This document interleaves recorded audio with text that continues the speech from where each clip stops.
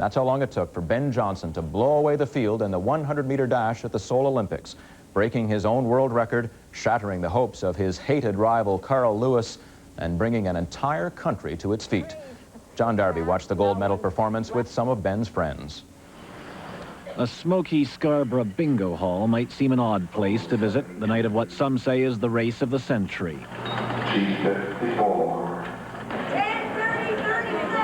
But it all becomes clearer when you learn the profits help support the track club, of which Ben Johnson's a member. For years, the Scarborough Optimists have funneled bingo money into athletics. And this night, some members of the Optimists Track Club find their way into a room at the back of the hall to watch their teammate a world away. It's 2 hours of restless anticipation, of tense faces and nervous laughs and clasped hands and anxious toe-tapping. There are countless similar gatherings this Canadian night, but this one is perhaps just a little more involved. For these young men sometimes train at the same track as Ben, and all the tension and effort and possible glory of this one race is closer to them than to those who simply admire Ben's achievements from afar. The TV reception is lousy, but all eyes are glued to the screen, and everyone wonders what effect Ben's false start in the semi-final might have on the athlete. They admit to nerves, but say they're confident. A bit of anticipation because, you don't know exactly how he's feeling, but, I think it's very confident. The last tingling seconds tick away and the starter's pistol is fired. They're away cleanly. Ben Johnson.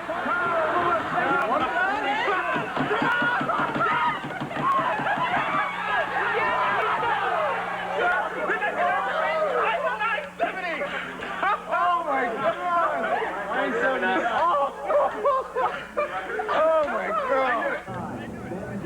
Phenomenal, just phenomenal. You kind of expected it. Well, you didn't, but you did. I don't know. I can't. Really relieved. Glad it's over. And that was the ultimate, man. Just the best.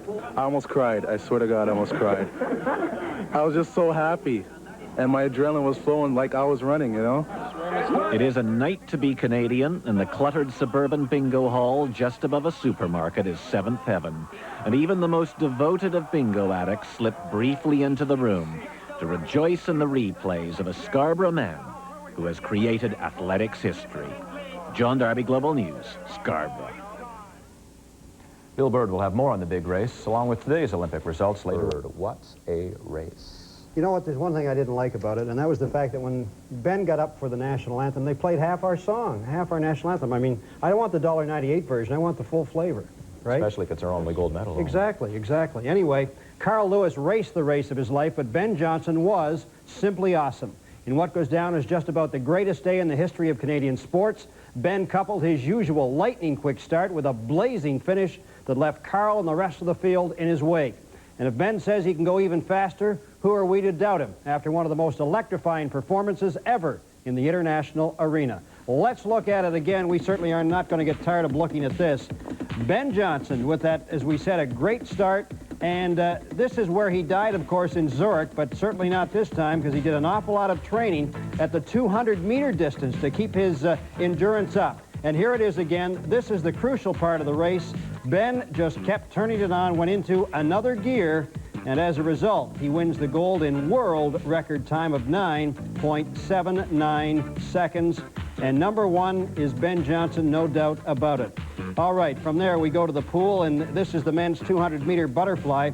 And Canada's Tom Ponting, who is at the top of the screen, badly, or rather rarely, makes a mistake, but he just did miss out here as he wound up fourth in the event and just missed a medal. Meantime, in tennis, one of the great matches of the Olympics so far, and the doubles team of Jill Hetherington and Carlene Bassett-Seguso defeated the Argentinians, led by Gabby Sabatini, in 3 sets, and so they had move on in the doubles. In men's team sprint cycling, the Soviets edged the East Germans by 0.7 of a second to win the gold medal in a very tight fight.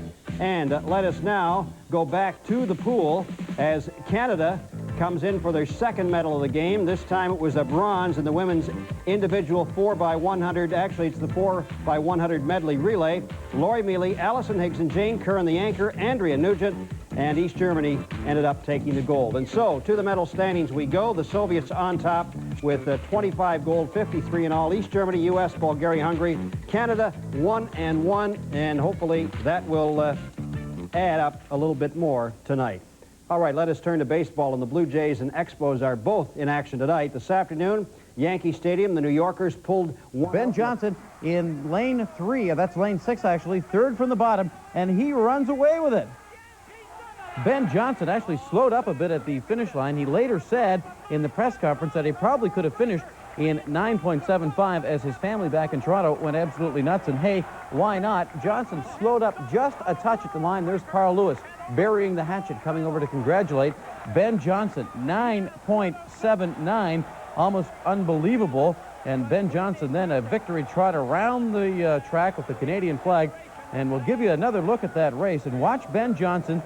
Not a great start for Ben Johnson, a good start by Ben Johnson standards, not a great one. And Carl Lewis is in lane number 3, that's third from the right side of your screen. Ben Johnson never even really paid any attention to anybody but himself, and that's how he won. He said he'd be ready, and he was. He said the race in Zurich with Ben Johnson in August that he finished third in was merely to warm up. It was good for me to run against Carl, win or lose, to get my training, and I get beaten, and I would know exactly where we are. So I went to Germany 2 days after and get beaten by Calvin and Dennis Mitchell. But you know, when I'm at my best, there's nobody can match me. And my coach and I went home and just proven just one thing more in doing this work, and that's all we did. We didn't spend too many times doing our starts, acceleration, because my acceleration is there and my start is also there. So we do a lot of things. And those other things work. Here it is again in regular speed. When Ben Johnson is at his best, nobody can beat him. And how can you dispute that? Ben Johnson, gold medal winner in the race of the century. They'll be talking about this one for years, and this will be one of those sporting events where you will remember where you were when you watched it, when it happened. The only other one really parallel to this was Paul Henderson's goal back in 1972. And that kind of kick-started the Canadian team as Canada picked up another medal today by placing third in the women's 4x100-meter medley relay in the pool. The team comprised of Allison Higson, Jane Kerr, Andrea Nugent, and Laurie Moline. Now, Canadian yachtsman Lawrence Lemieux of Edmonton was involved in a dramatic rescue at sea today when he gave up his second... Fastest preliminary times, but Johnson was determined. In less than 10 seconds, Olympic history would be made.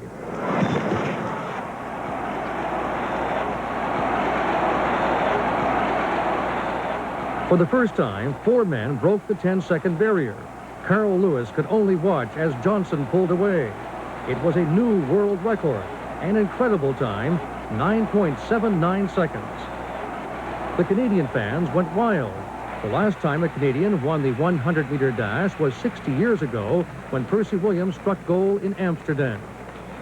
Gracious in defeat, Lewis could only console himself with having run the fastest race in his life. What my objective was to run a personal best here and to run the best I can. And in essence, I was able to do both of those things, so that's why I can say I'm pleased with my performance. But it wasn't fast enough. For Ben Johnson, winning Olympic gold was secondary to beating Carl Lewis. The more important thing is, to be called. That's my main goal is, I don't care about the gold medal or the world record. It's to be Carl Lewis. Johnson believes his record can't be beaten, at least in his lifetime. I'd like to say that I think this world record will last for over 50 years, maybe 100 years. As the fastest man in the world left the Olympic Stadium, the Canadian celebrations were well underway. Oh, I think it's great for Canada. It's just it's the #1 event of the Olympics, and the fact that a Canadian won it, it just makes the Olympics for Canada. It's wonderful. There is the glory of gold and the sweet satisfaction of beating Carl Lewis. But in this Olympic age, there are also financial rewards. Ben Johnson's victory means millions in future endorsements, both on and off the track. Jim Munson, CTV News, Seoul. As Ben Johnson blasted across the finish line, a burst of cheering went up at a house in Rexdale, Ontario. Members of the sprinter's family hollered and wept with joy. It was indeed an exuberant scene.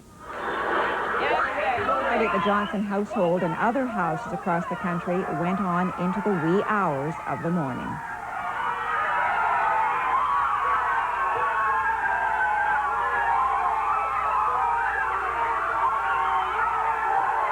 After I saw the semi-final, there was no doubt.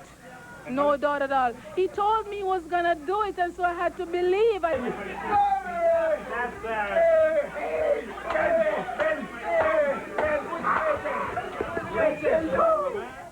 As I said, the partying went on into the wee hours of the early morning.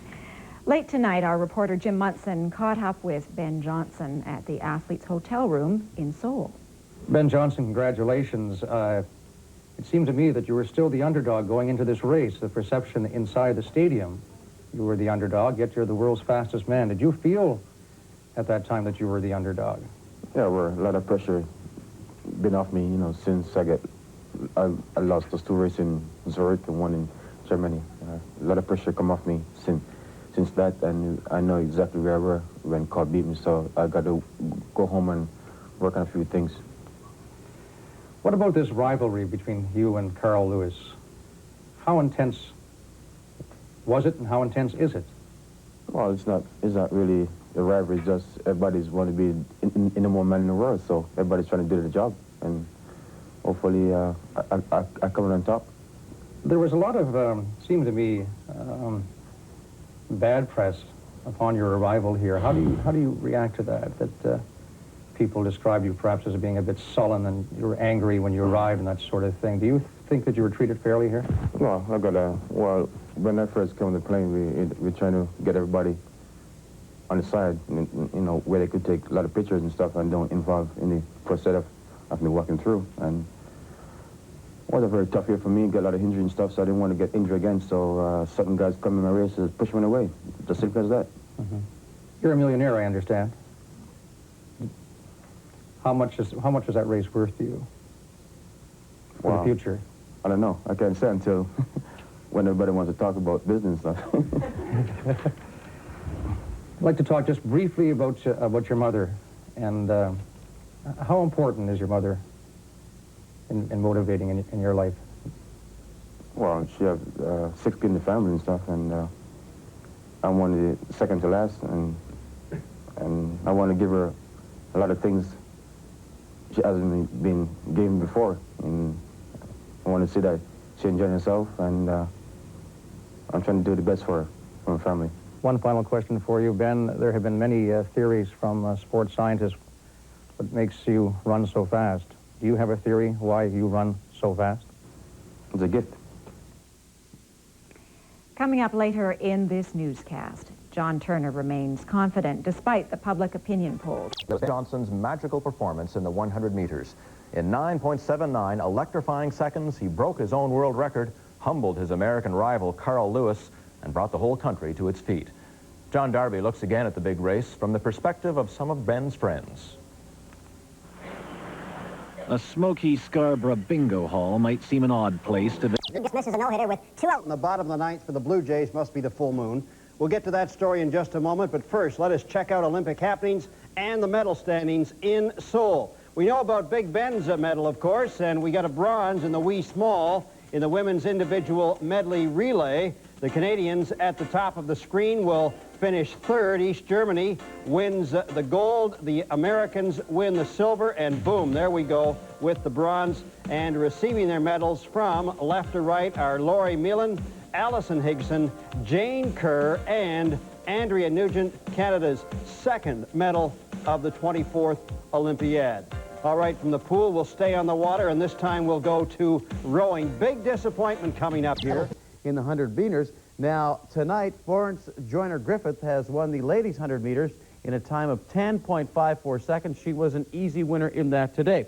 Another medal for Canada on the horse today. course. First, a round of cheers to our men's 4x100 medley relay team. Mark Tewksbury, Victor Davis, Tom Ponting, and Sandy Goss brought home a silver medal with a sterling effort. Go to the videotape and pick it up here. And in the men's 4x100 medley, the United States team way out in front, but a battle on in lanes 3 and 4. In lane 3, it's the Soviet swimmer. In lane 4, Sandy Goss of Canada, Toronto boy. brings it on home, and the big guys win it. Now, Ashley Nichols came through in for Canada with a bronze medal in equestrian dressage, and that is a big surprise. We weren't expected to do that well. And Atlee Mahorn of Toronto won his heat in the 200-meter qualifying as he steams home the rest of the field and leaves them in his dust, qualifying quite easily for the next round in the 200 meters. Great stuff for Canada.